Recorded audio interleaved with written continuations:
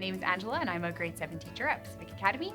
I teach in the middle school. I love my job. I get to come to school every day with a bunch of excited young ones who have lots of energy. So we spend our days learning together and it's great.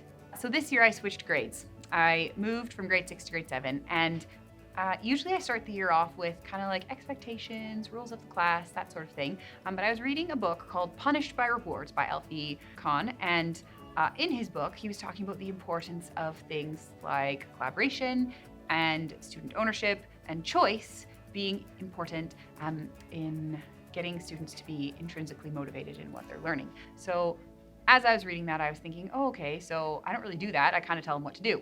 I say, this is how our class is.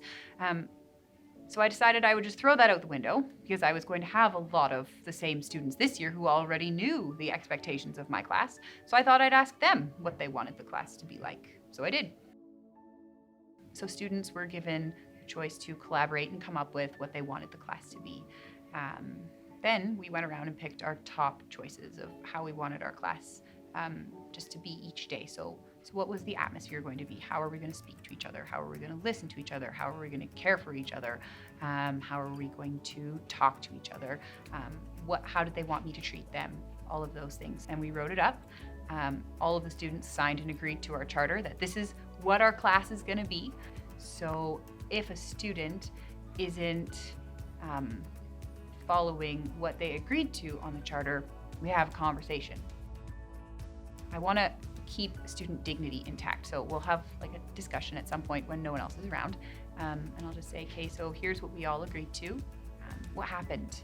And then they'll share and say, so like, think of your classmates. Think about what we decided together at the beginning of the year, how we want this class to be. So what are you going to do differently next time? Because this is your class and these are your peers and your friends. And we decided together how we want to act and behave. Alfie Kohn says that you can't expect people to grow up to be good decision makers if they don't have time to practice making decisions.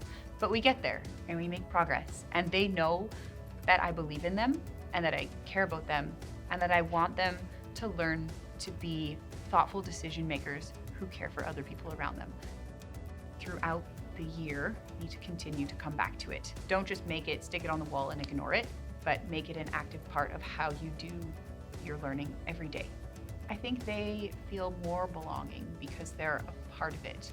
And at times those students, they don't necessarily get pulled in and included without encouragement. There are some who are on the fringe. So I think with this, it forces all of the students to look beyond their circle of friends to the greater community of the classroom and bring in those quiet students or the ones who maybe aren't as involved. And I've seen it happen this year with a couple of students, and it's been a joy to watch.